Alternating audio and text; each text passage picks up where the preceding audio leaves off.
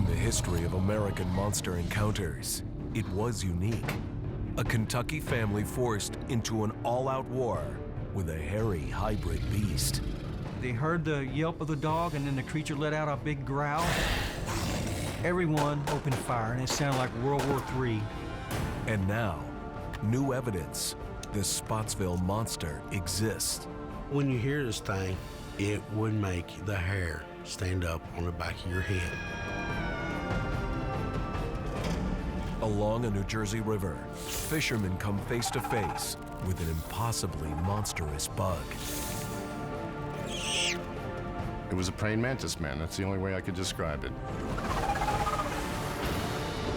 In a case that has the experts baffled. After one of America's deadliest tornadoes, scores of survivors claim they were saved by mysterious winged phantoms. The roof was gone, but there was a lady using her body sort of like a shield to protect us. It was one of the butterfly people.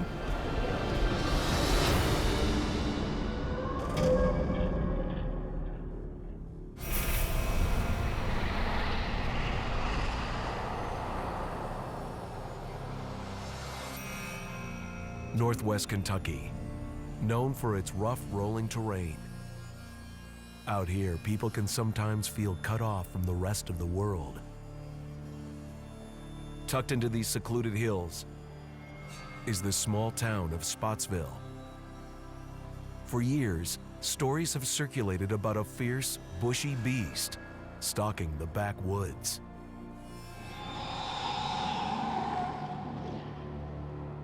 It's so much land here. People don't explore. They don't go there because they've heard these stories for years and years and years of these creatures being here. A manimal, so huge and so hostile, the story of its terror on one family left an emotional scar throughout the community.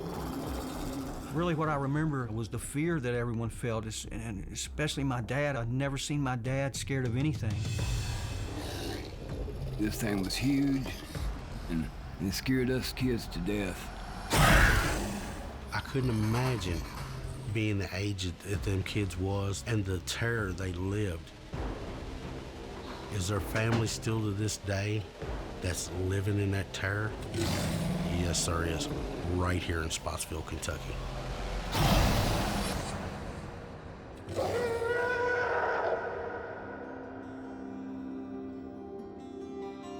Sightings of a missing link creature in Kentucky date back over a century. In 1892, a Bigfoot was supposedly tracked down by a group of 300 people and shot. In the past 40 years, there's hundreds of sightings that's happened over the Spotsville monster. It's made venturing into these woods a risky proposition. Do we go in the woods alone? No, we've made it a practice to go as groups now.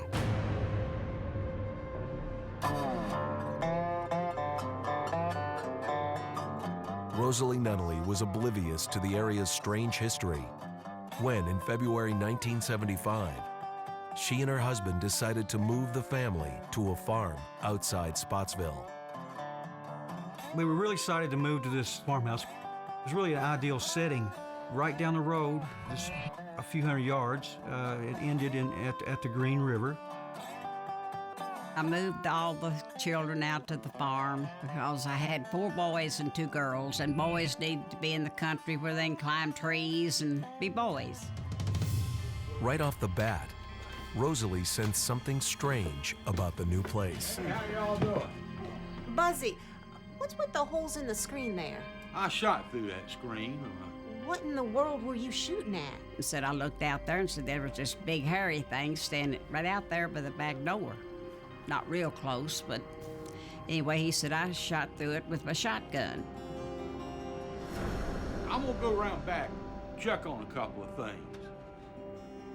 Despite this clue that danger lurked nearby, Rosalie and her husband decided to stay.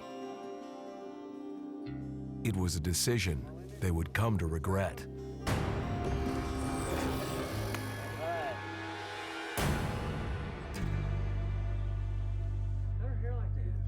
Barton Nunnally and his brother Dean were 9 and 10 years old when the strange events began to unfold. Everything was just fine until my dad started noticing that some of his chickens were coming up missing.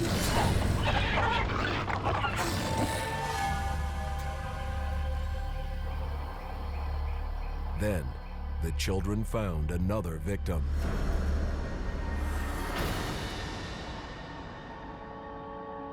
My brother and I came upon the carcass of a dead dog out in one of our fields.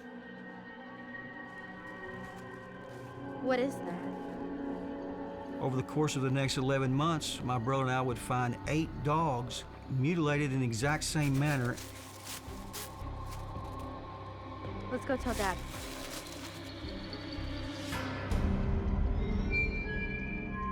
After months of mysterious carnage, young Dean Nunnally would finally lay eyes on the perpetrator.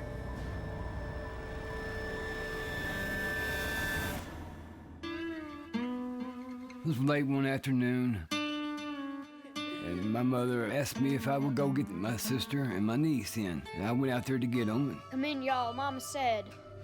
Get out of here, Dean. We're playing. They would not come in. I couldn't forcibly make them come in. I was too small myself. Get out of here.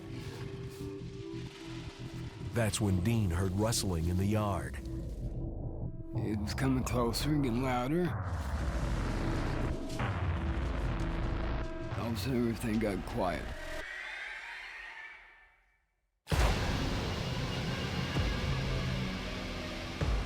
And there was this creature standing on 2 legs. It was a hairy creature. It had a square jaw. And it was just standing there watching us. Boy meets beast in a moment of pure terror. And there was that monster standing by this old tobacco truck, and the rails was 8 foot off the ground, and its head was above the rails of the truck. The scream was so piercing that I thought myself that somebody done got killed. Girls, get in the house. Get in the house.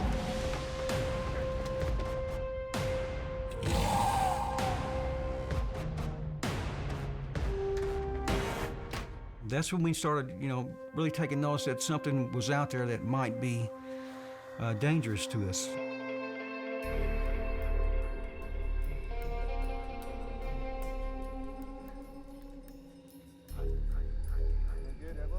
My mother had my dad put a dusk till dawn light out front by the road. And it made us feel a little bit better, but after that, things seemed to escalate even worse than they were going before. The Nunnallys had no idea what was out there. They were about to. If I live to be 1,000, I'll never forget. I'll never forget what that thing looks like, standing underneath that light. And recently, one man has brought back proof. Audio recordings of the monster in full war cry. This was a sound that was, I don't want to be here no more. I'm going to take my stuff and I'm leaving.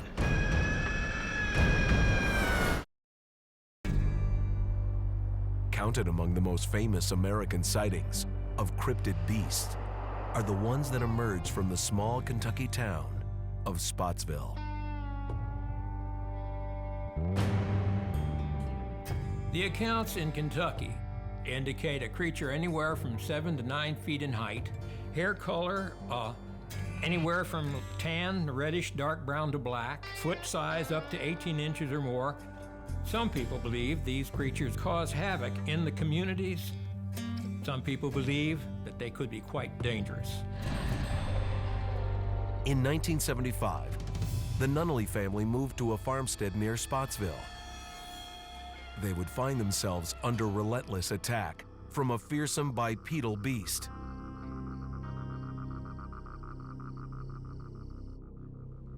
All right, finally. Late spring, Rosalie Nunnally was in the house with her daughter-in-law, Jackie. Dean wants blue. The men had gone into Carl town, wants it red. the 2 women We're trying to decide. alone We're with the sniffing it. kids. Let me check the fire. I smelled a terrible odor. Resembled more of a rotten egg. Smell that, Jackie? Yeah.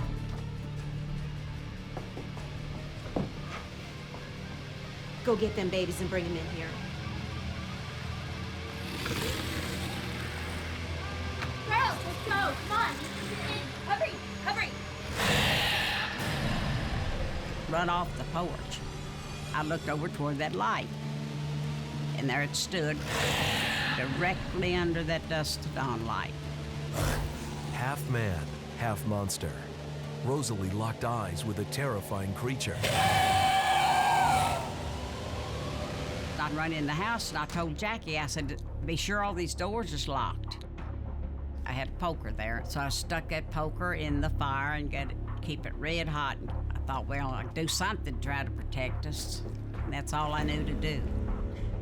Make sure all the doors are locked. I've never been so scared in my life. The creature backed off, this time. But the encounters were escalating. I was a nervous wreck, because here I've got 6 kids. I would not go out at nighttime. For love nor money, ain't nothing make me go outside. I said, I'm kind of leery of going out in the daytime. We started to stay a little closer to the house. We didn't explore the woods much anymore. The Nunnallys felt increasingly under siege. Almost nightly, one or more of the creatures showed up to terrorize their home. What? I heard that. Did you hear that scream? Stay here. We was asleep one night, and a scream woke me up, sound just like an elephant scream. These things would come up and rattle our doorknobs at night and walk up onto our porch and growl right at the front door. Scared. I know, honey. Daddy went to go check it out. When things got really hairy out there, my mom and dad would call the police. And of course they would come out and they never found anything. And when they left, the creatures would come right back out again. This stuff was happening almost nightly. They finally refused to respond to our calls. They just didn't believe us. Feeling that at any moment, the beast could be at their door, the Nunnallys prepared their children for the worst.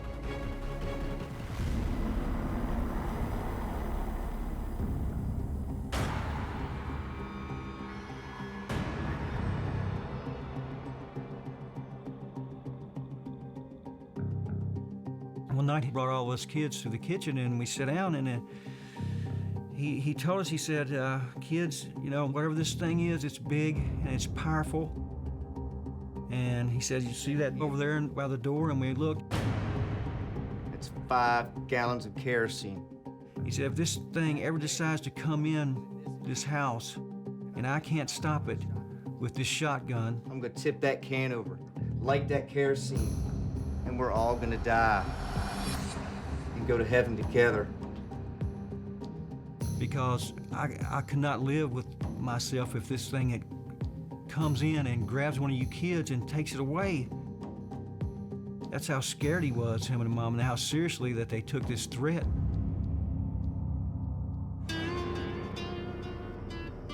With nothing left to lose, the Nunnallys decided they had to fight back. We decided that we should call some close friends and family members and do a stakeout on top of our roof one night. Hey, how long we gonna wait out here? Everybody was loaded with shotguns.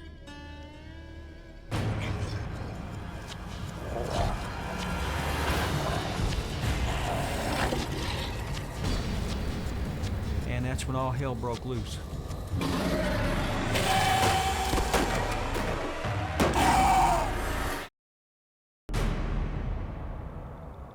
In the small northwestern Kentucky town of Spotsville, in 1975, the Nunnally family found themselves under attack by an aggressive, Bigfoot-like beast. After enduring months of terror, they staked out the monster from their roof.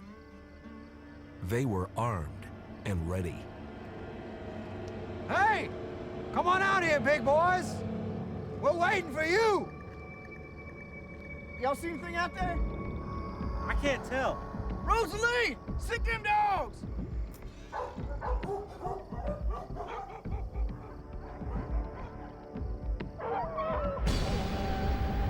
They heard the yelp of the dog, and then the creature let out a big growl. This thing sounded so big that it could have just walked up and grabbed any of them off that roof without any problem at all. They got him!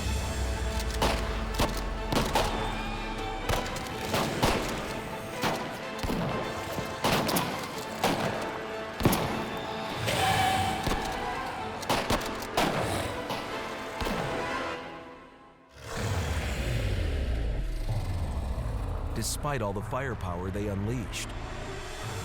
When the smoke cleared, no evidence of the monster.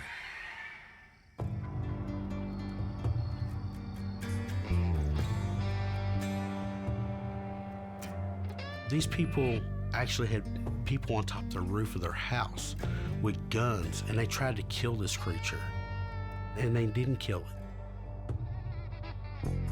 Their last-ditch effort to drive this horror from their land had failed. I told my husband, I said, well, I'm not taking a chance on them getting one of my kids. I said, well, I'm gonna tell you, you better start looking for us a place to move, because I'm getting out of here.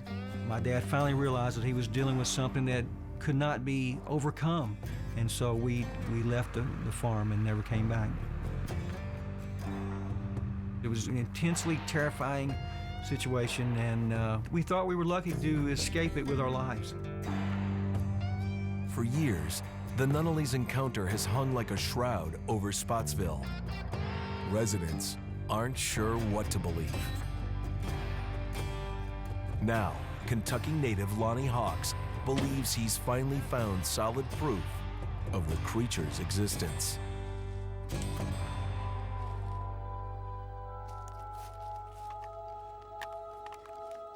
I took his recorder and I walked up his pathway and put it out. And I walked back to my truck and sat in the truck and recorded. Whatever this creature was that screamed that night was nothing I ever heard before. It would make the hair stand up on the back of your head.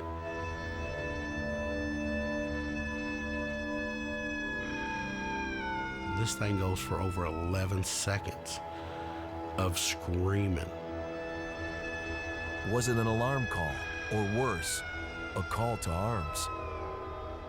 Biologists examining the recording are puzzled. No known animal in the wild makes this sort of cry, suggesting it's either fabricated or something truly remarkable. These events that's happened over these hundreds of years are going to keep continuing happening because the Spotsville monster is real.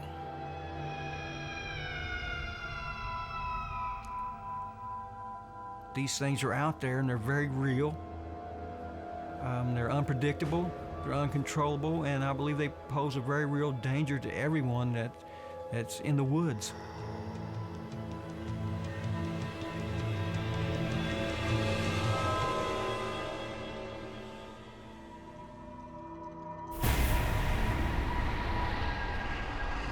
In the southwest corner of Missouri, in the foothills of the Ozark Mountains, sits the small city of Joplin, a friendly place in the exact center of the 4 states region.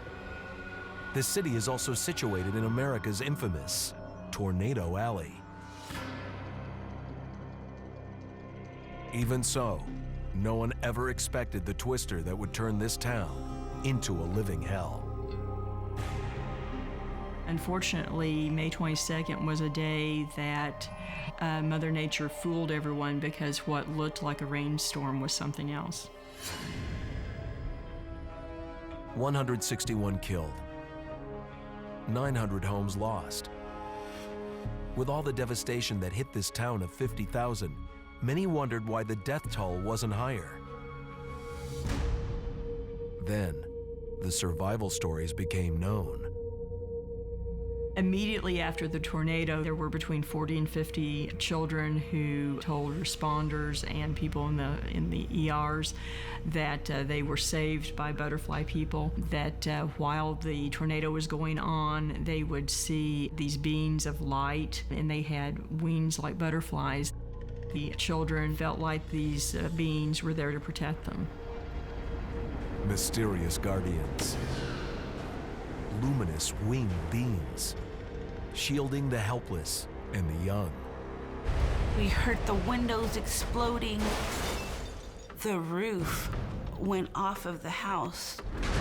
Then all of a sudden, out of nowhere, I felt this peace that I had never felt before, and I felt wings surround us.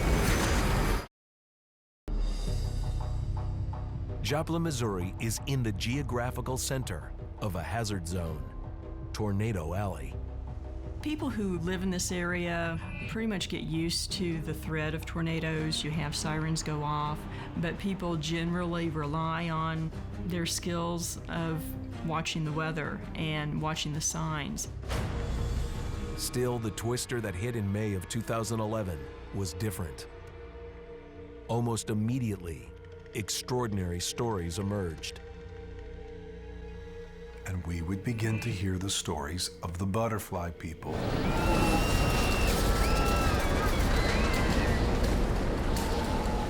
How they saved their lives, or rescued them, or were with them. They were larger than a regular human being. They were big, with an ability to do whatever would be necessary to provide, protection.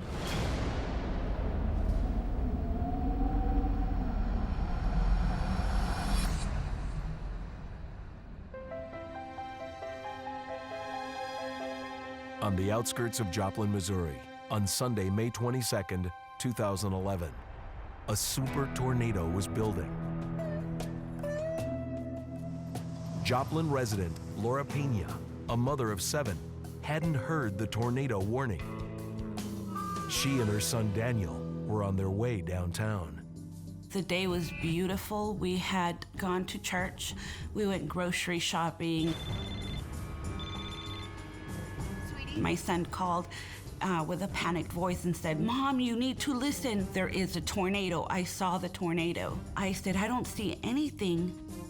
And then all of a sudden the line went dead. Daddy? Hello? Hello? Huh. What's wrong? His phone went dead. And I couldn't get him back on the phone.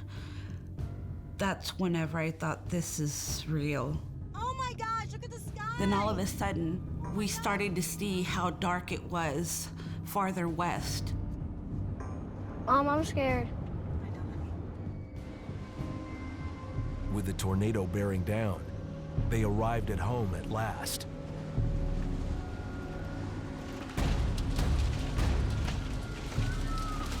The hail started to hit us really bad. It was so painful. Her children were near panic.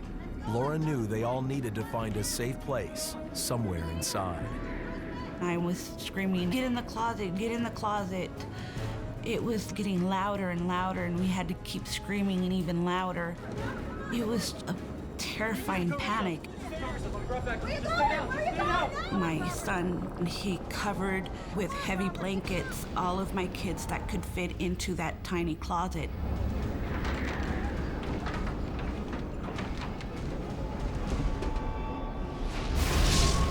Within minutes, the tornado struck.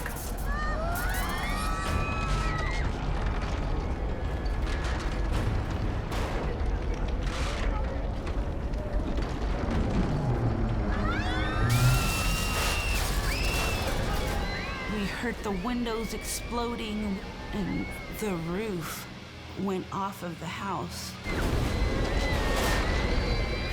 And my son started screaming, "We're gonna die, we're gonna die." My daughter's glasses exploded in her face.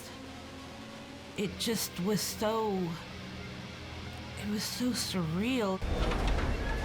I was wondering if we were going to die. And I just started to pray, asking God for protection to take care of us. That's when her youngest son, Daniel, saw something in the sky above. My son was telling me that he saw this lady dressed in white.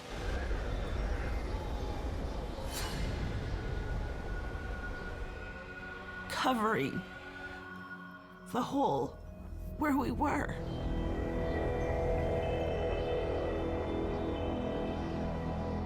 It was just so hard for me to believe, so hard for me to understand. What Daniel saw was one of the butterfly people. As a mega tornado tore through the town of Joplin, Missouri, Laura Pena and 5 of her children were at home, taking cover in a tiny closet.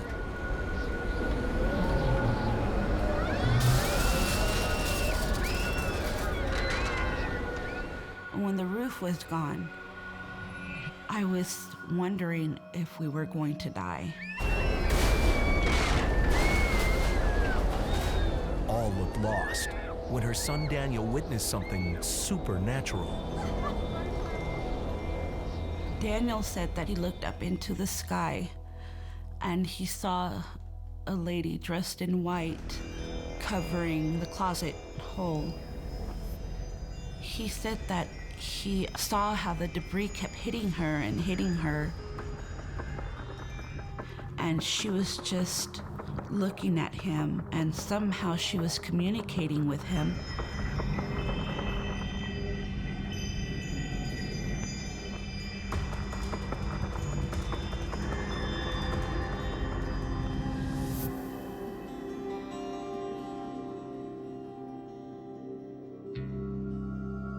As the terrible storm finally moved off, the Penas were in shock.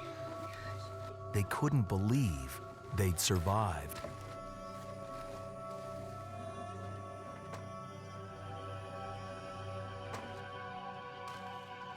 My house was completely gone, except for the closet we were in.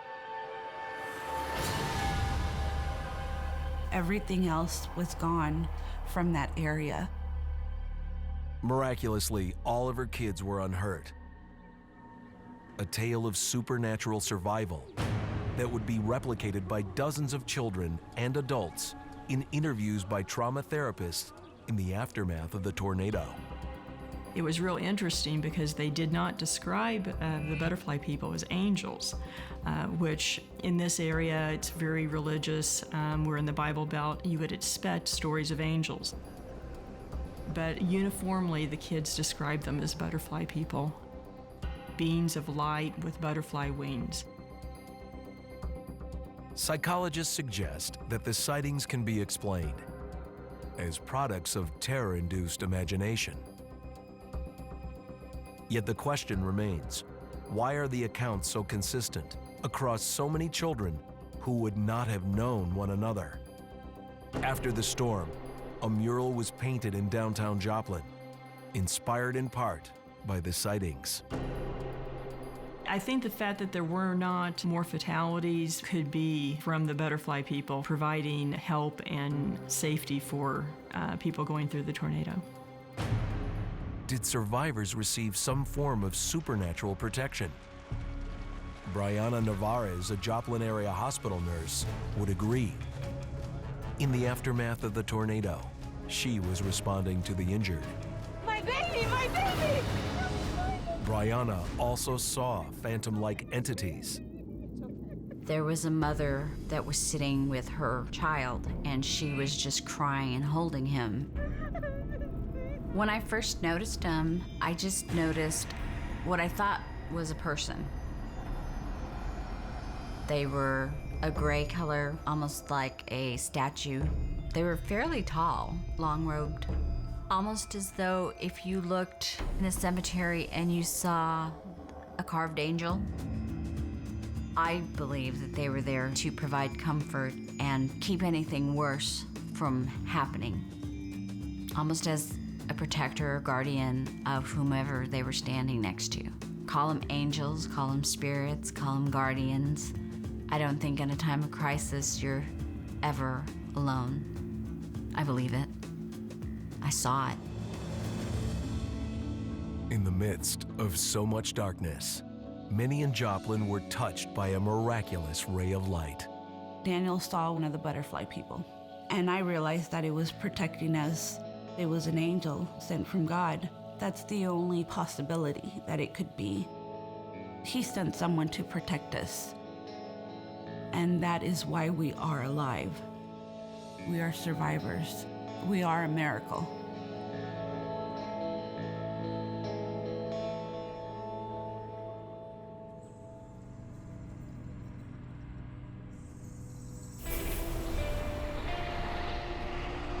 Less than an hour west of New York City is a remote part of New Jersey known as the Forgotten County. The Musconetcong River. Its headwaters start in backcountry wilderness. And what's lurking there has become a topic of rumor. Reports about a terrifying creature. It resembles an insect, but something much too massive. A monstrous mutant. It was reacting to me. You could see that it was very intelligent, whatever it was. The creature showed me the width of its scales and its chest and how strong he could be. And that was completely terrifying.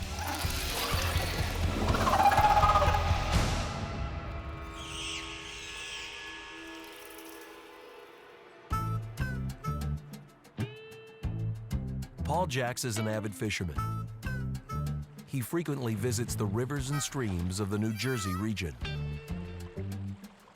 New Jersey gets a bad rap. This is actually a very beautiful area. A lot of parks, a lot of rivers, a lot of lakes. I've been fishing all my life. My father was a fisherman, so I started around 3 or 4. In the spring of 2006, this experienced fisherman got an invitation to try the fishing somewhere new. So this particular day, my boss said, why don't we try going to the Musconetcong? I had never been there before. It was a creepy place. It's not completely in the wilderness, but when you're in the river, very often you're in a tunnel almost because of all the brush and the branches.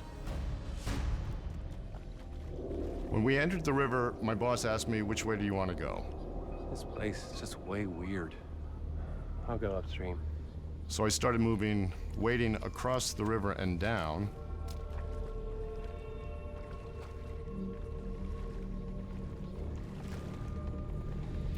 That's when I saw the movement. On the bank, something hideous and huge. When I first saw the creature, I was like, what the heck is that? This thing had the skin of a snake. Where our abdomen is and where all our organs are, it had a very narrow core. The creature's eyes were black, very large, but set in the front, so it had binocular vision. And those insect eyes had Paul in its sights. This thing seemed to be very concerned with me. I sensed astonishment, whether it was because I was in the water, whether it knew that I could see it. It was very aware that I was aware of it, and that seemed to concern it because it never took its eyes off of me. It was moving up the bank away from me, but looking back over its left shoulder directly at me. For Paul Jacks, time stood still. And when the clock ticked again, the creature transformed. This thing was fading very quickly as it moved up the bank. And all that time, never took its eyes off of me. It was 1, 2, 3, gone. It vanished completely, but I'm sure that it was still there. Now that it was cloaked, it might be anywhere. Paul was more at risk than ever. In the natural world, the praying mantis has evolved an uncanny ability to mimic its surrounding terrain. Camouflage capabilities are one thing, but a giant mantis man secretly roaming the New Jersey countryside? And maybe you question yourself, did that really just happen? But it did. It was a praying mantis man. That's the only way I could describe it. The Musconetcong River in New Jersey. Multiple witnesses, unknown to each other, have come forward to report a mysterious bug-like beast. The Mantis Man. Over the years that I've been investigating it, I'd say that I've received maybe 4 or 5 different encounters. I'm not sure if the river's used for food, but the fact that the first 2 sightings did happen in an area so close to each other and that the witnesses did not know each other is fairly remarkable. Paul Jacks isn't the only fisherman that's run up against this mutant monster. New Jersey businessman Joe Parenti grew up along the Jersey shore. Recently, he built a vacation home near the Musconetcong River.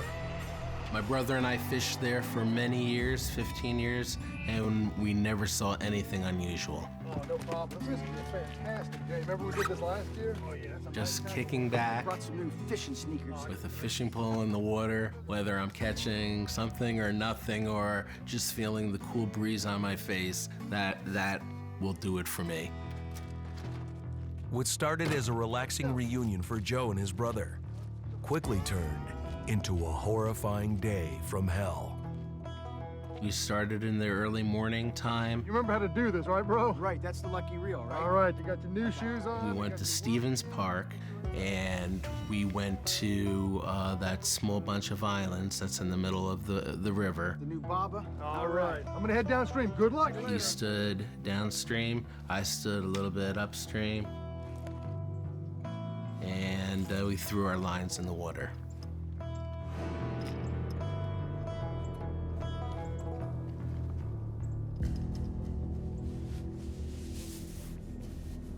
Right away, Joe felt something was off.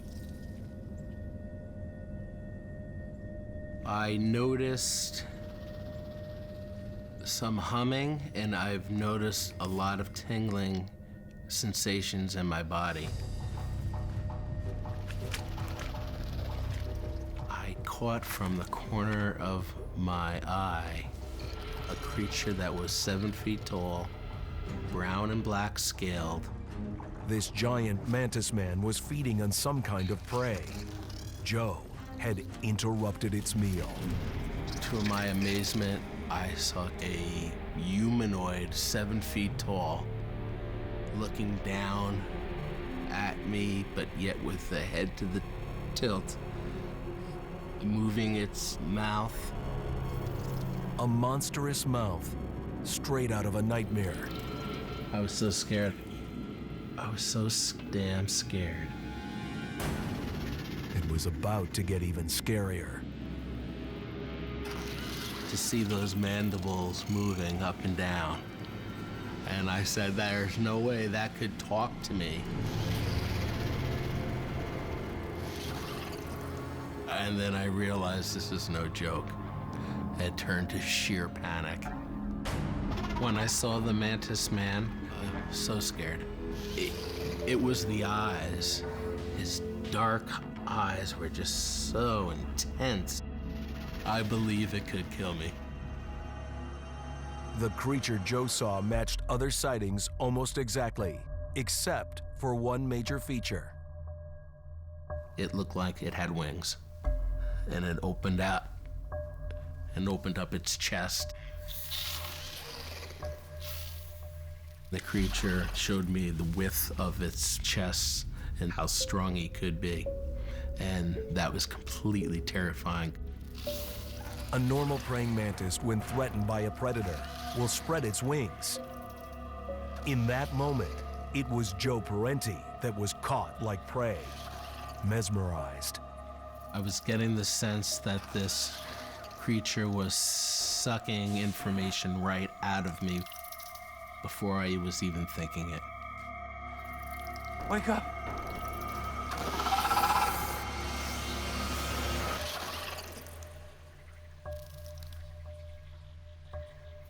Finally, the Mantis released its hold on Joe's consciousness. And there was a fog and that kind of came through. And it was nothing but steam. And then it cleared and gone. I couldn't control myself. Then I lost grip of my bodily functions, so. And I felt like throwing up. The creature, the encounter, all of it seemed too bizarre to be possible. Bro! What are you doing? His brother found Joe in a state of panic. It had wings. It was like 8 feet tall. My brother doesn't know what to make of it. He knows something disturbed me greatly if you're to crap yourself right there in the middle of a stream. My thoughts. We gotta get out of here. There's nothing here. I saw something. It had wings. It was like 8 feet. I was very afraid that this creature was going to come back, that it wanted something from me, that it would cause some type of harm to myself or to my brother.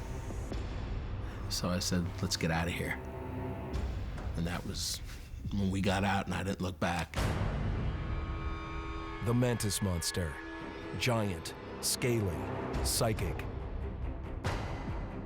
Is this a genetic mutant, an undiscovered cryptid, or is there a more unearthly explanation?